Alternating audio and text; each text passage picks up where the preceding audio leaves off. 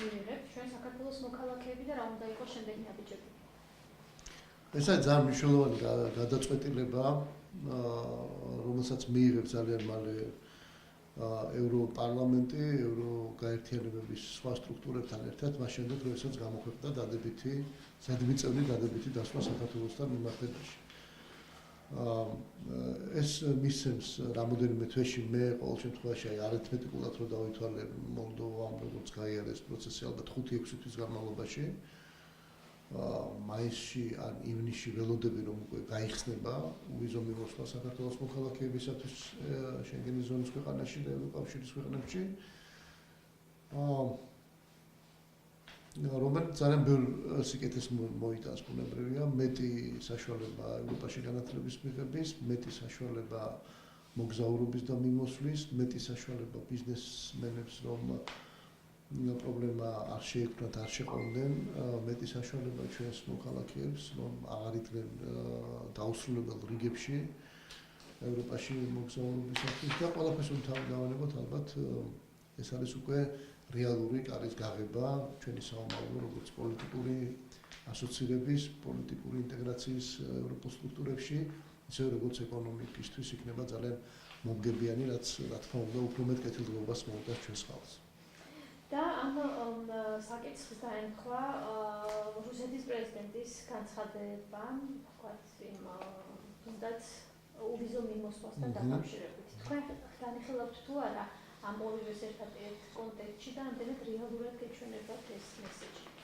მე მხოლოდ მივესალმები ნებისმიერ პოზიტიურად გადადგმულ ნაბიჯს, მათ შორის რუსეთის ფედერაციასთან, რომელიც ხელს შეუწყობს მიმოსვლის აღდგენას ხალხთა შორის.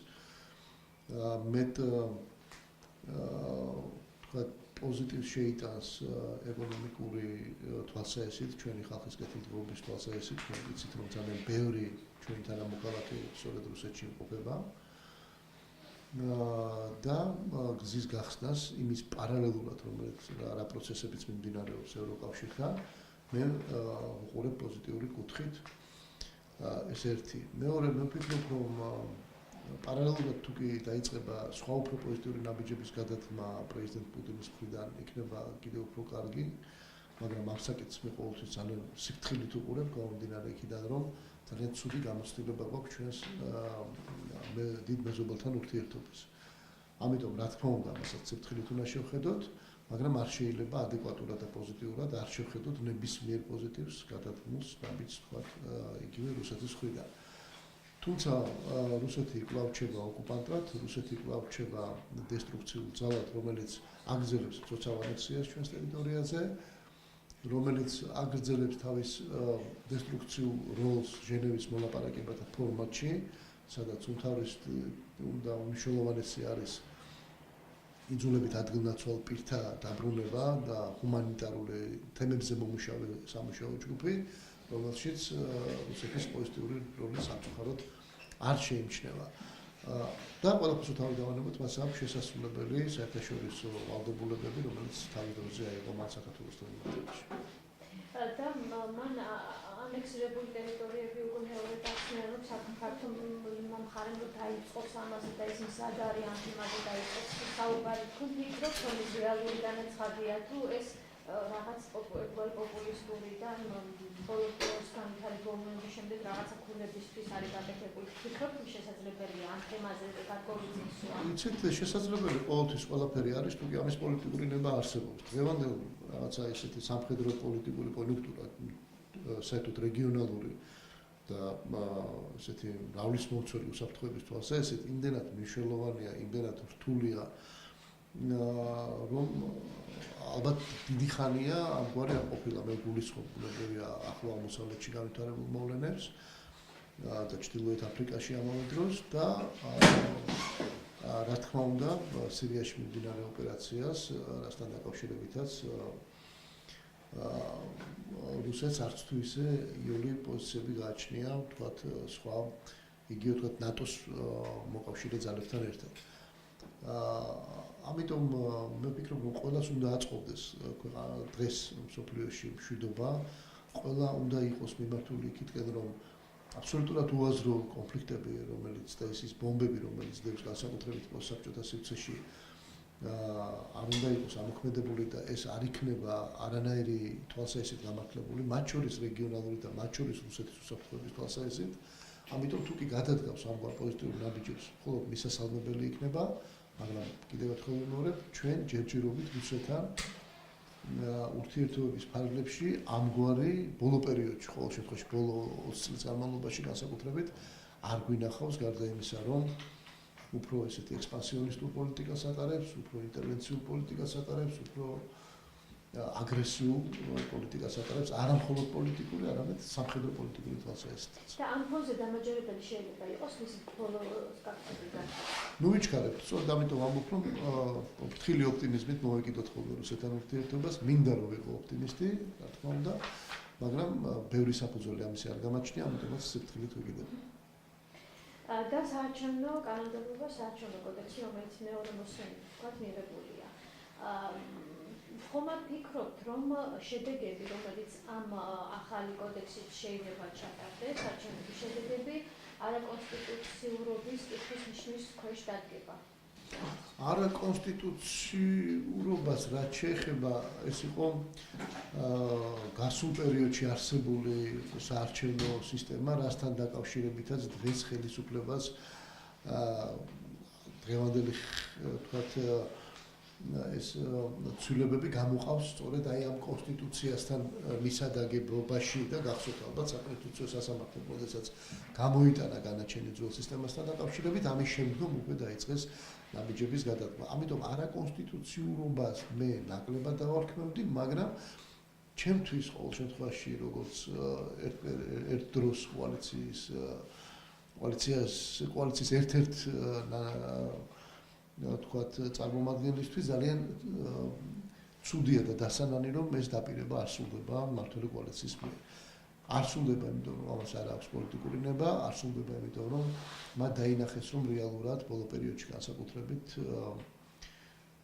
ხალხის მოწონება მხარდაჭერა არის ძალიან დაბალი მათთვის და ძალიან რთული იქნებოდა მატერიალური ბალანსის შემთხვევაში რომ გამარჯვება მოეპოვებინათ. ამიტომ ჩემს აზრით გადაწყვიტეს რომ 2016 წელს არსებული სისტემა არ შეცვალონ და გადაიტანონ იგი მხოლოდ 2020 წლისთვის. იმიტომ რომ ყველა კითხულობს აბსოლუტურად და მე მგონი ლოგიკურია ეს კითხვა, როგორც ქვეყნის შიგნით, ასევე ქვეყნის გარეთ, რომ კარგია რომ იქნება ნაბიჯები, კარგია რომ რაღაც პოზიტივები გაჩნდა საარჩევნო სისტემის და საერთოდ საარჩევნო გარემოს ცვლილებასთან დაკავშირებით საქართველოში, მაგრამ ვერ ხვდებით რატომ 2020-ში, როცა შეიძლება 2016-ში ამის ყველაფრის გაკეთება. ძალიან გვიყვარს ხოლმე ქართველების გადადებული საქმე, რომელიც არასდროს არ ვარ გახოლმე. ამ შემთხვევაში ვფიქრობ, ეს იქნება გადადებული საქმე. დანარჩენს მომავალში ჩვენ არაერთხელ დავიფიქსირებდი ეს პროცესი. NDI-ის შედეგები გამოქვეყნდა, ნოემბრის კვლევის შედეგები და პარტიის რეიტინგები ესეთია: ქართულ ოცნებას 18%, ნაციონალურ მოძრაობას 20% და თავისუფალ დემოკრატებს 9%.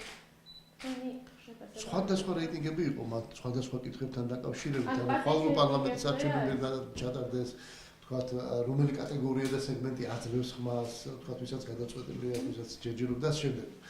მე ერთს გეტყვით, ნებისმიერ შემთხვევაში მე ვხედავ, რომ ჩვენს პარტიას აქვს ძალიან მზარდი რეიტინგი და თქვენ ამას ალბათ ჩემზე კარგად აკვირდებით. ეს არის ძალიან მნიშვნელოვანი. მე არ მიკვირს ხელისუფლების რადიკალურად ქვემოთ გაშვება რეიტინგების გამომდინარე იმ ურთულესი ეკონომიკური და სოციალური ფონიდან, რომელიც შეიქმნა დღეს საქართველოში და რა თქმა უნდა, ხა ნაციონალურ მოძრაობასთან დაკავშირებით რაღაცა მყარი, ძალიან მცირე, მაგრამ მყარი სეგმენტი მხარდამჭერების ყავდათ მათ და ეხლაც ყავთ, 9 წლიანი მმართველობის შემდგომ ალბათ გასაკვირი არაფერი არ არის, თუმცა ამის ზრდა არ შეიმჩნევა და მე ძალიან ეჭვი მეპარება, რომ რაღაცა ისეთი მოიფიქროს ამ პოლიტიკურმა პარტიამ, რომელიც წარსულის პოლიტიკური პარტიაა და წარსულის ხელისუფლება, რომ რაიმით გაემუჯობესოს თავისი მონაცემები. ძალიან საფწუხაროდ მე მათ მოქმედებებში მათ ვერც სიახლეებს ხედავ, ვერც რაღაც ისეთ შესამჩნევ ცვლილებებს აქედან გამომდინარე არ მგონია, რომ ისევ ჩამოკიდებულები არიან მიხეილ სააკაშვილზე. რაც შეეხება თავისუფალ დემოკრატებს, არის მზარდი პარტია, არის პარტია, რომელსაც აქვს ყველანაირი საფუძველი იმისა, რომ რეალური ალტერნატივა დაანახოს საკუთარ მოსახლეობას, თუ რატომ უნდა მისცეს მას ხმა და რა ალტერნატივები შეუძლია მას შესთავაზოს საკუთარ ამორჩეველს ისეთ მნიშვნელოვან საკითხებთან დაკავშირებით, როგორც არის ეკონომიკის ზრდა, ინვესტიციების შემოდინება, სოციალური ფონის გაუმჯობესება და ალბათ არანაკლებ მნიშვნელოვანი საგარეო და უსაფრთხოების პოლიტიკის ზედმიწევნით სწორად გატარება და აი ბოლო მოვლენებსაც თუ კი ჩვენ შევაფასებთ იგივე ევროკავშირთან და ნატოსთან მიმართებაში მეგონი რაღაცა ყალბი თავდადლობის გარეშე ნამდვილად ვიტყოდი იმას, რომ თავისუფალი დემოკრატების წვლილი ნამდვილადაც დიდია. და ზოგადად NDI-ის კვლევებით ხოთი სამაჯერებელია ენდობით, იმიტომ რომ ხშირად ისმის კრიტიკა სხვადასხვა მიმართულებით ამ კვლევების თქვა სიღალბესთან დაკავშირებით. თქვენი შეხედულება? ჩემთვის ძალიან პირდაპირ გეტყვით არის ძალიან მადგება მე ნებისმიერი კვლევა. არ შეიძლება რომ პოლიტიკურმა ძალამ ისე გაატაროს, რომ აიცით ეს მე არ მაინტერესებს, ეს ჩემთვის ნამდვილად მნიშვნელოვანია, შეიძლება მოგეწონოს, შეიძლება არ მოგეწონოს. საერთოდ NDI-მა, ARI-მ, სხვა საერთაშორისო ორგანიზაციებმა ძალიან დიდი როლი შეასრულეს დღემდე ჩვენ ქვეყანაში დემოკრატიის განვითარების თვალსაზრისით და დარწმუნებული ვარ მომავალშიც შეასრულებენ და ვისხეთ რომ მათ მადლობა მინდა გადაუხადო. ყოველთვის იყო ხოლმე აი ამ ნაწილთან დაკავშირებით, რასაც კვლევა ქვია პოლიტიკური პარტიების, ხო, განსაკუთრებით არჩევნებამდე, რომ რამდენად სამართლიანია, რამდენად არ არის რომელ პოლიტიკურ პარტიას მიკერძოებულად ხარს უჭერს, არ უჭერს, ან ასე შემდეგ. მე მგონი ასე არ უნდა შევხედოთ ჩვენ ამ თემას, უბრალოდ უნდა კარგად სკრუპულოზულად შევისწავლოთ, ზედმიწევნით კარგად, თუ რასთან გვაქვს საქმე და გამოვიყენოთ ჩვენი მომავალი ნაბიჯებისთვის. ჩვენ თავისუფალი დემოკრატები ყოველ შემთხვევაში ესე ვუძლებოდით ყოველთვის და ძალიან წაგვადგა, მინდა გითხრათ. იგივეს ურჩევდი მე ჩვენ კოლეგას სხვა პარტიებსაც.